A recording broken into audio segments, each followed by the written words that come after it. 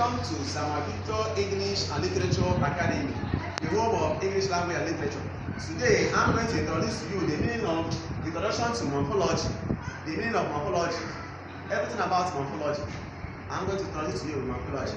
In our last topic, we discussed the issue of morphology and syntax. Today, I'm going to introduce you the meaning of morphology.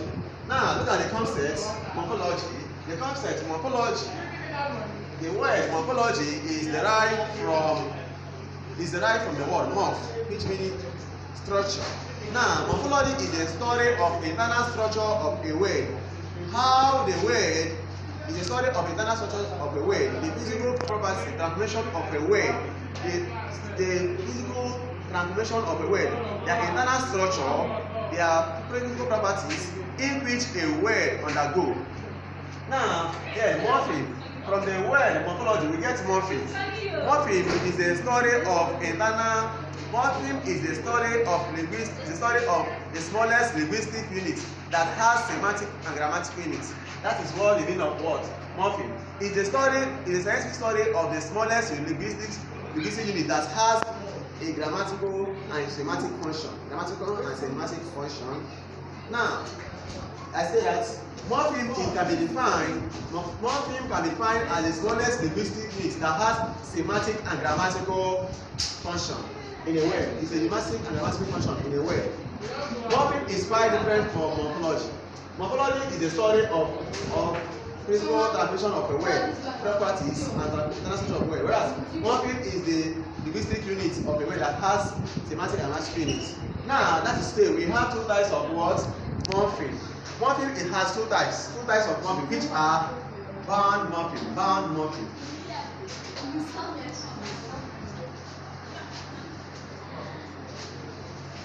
and the free morpheme.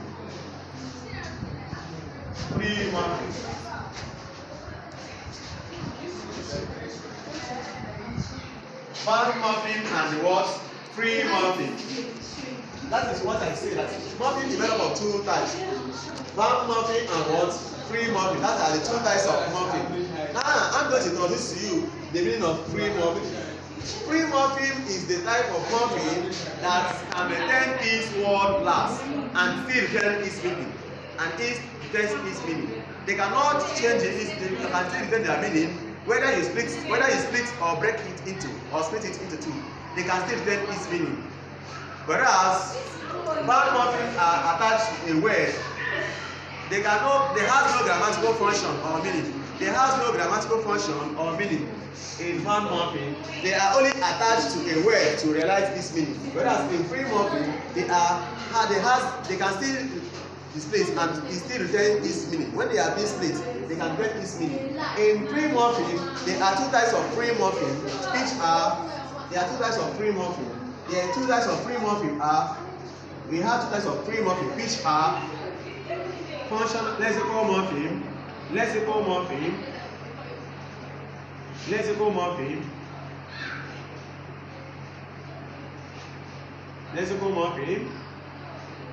and the functional morpheme,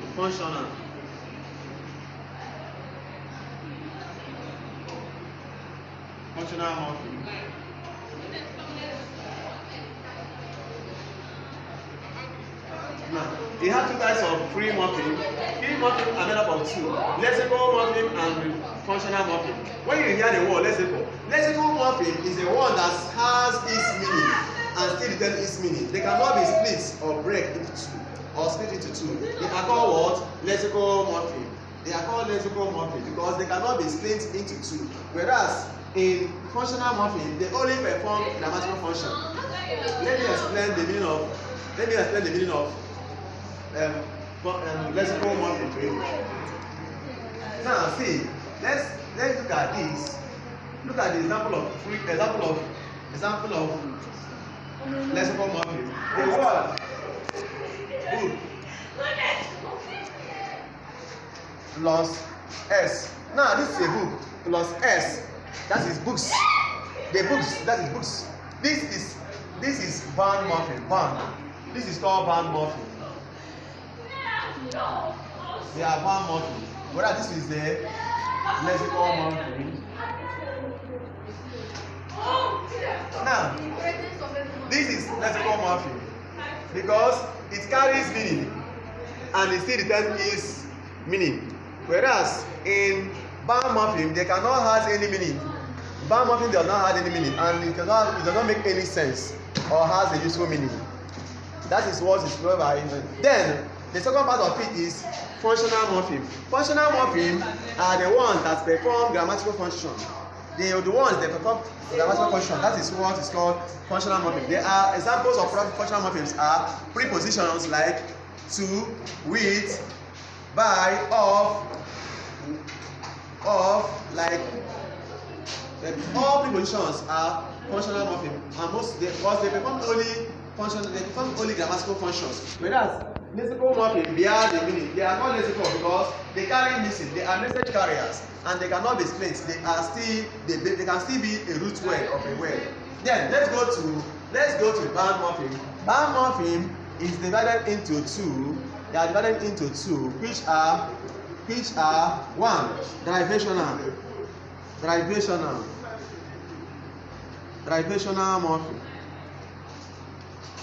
They are called derivational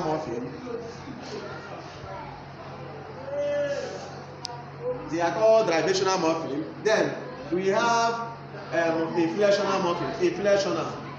Inflectional morpheme. Now, the two types of bound morpheme are inflectional morpheme and the derivational morpheme. They are the two types of what? Morpheme. Well, there are two types of what? Bound morpheme. There are two types of bound morpheme. The two types of bound morpheme are called inflectional and derivational. Let me explain the meaning of inflectional morpheme to you. Then, inflectional morpheme, this inflectional morpheme is a type of morpheme when you attach to a word and it can change the meaning of a word and still retain the word class. They are only attached to a word to form. They are used to form tenses, used to form plurality, used to form adjectives, or they can also be used to show plurality. These are called what? They are called inflectional morpheme. They can also retain the meaning of that word or word class, but they cannot only show tenses, plurality, adjectives. Even some of them are shows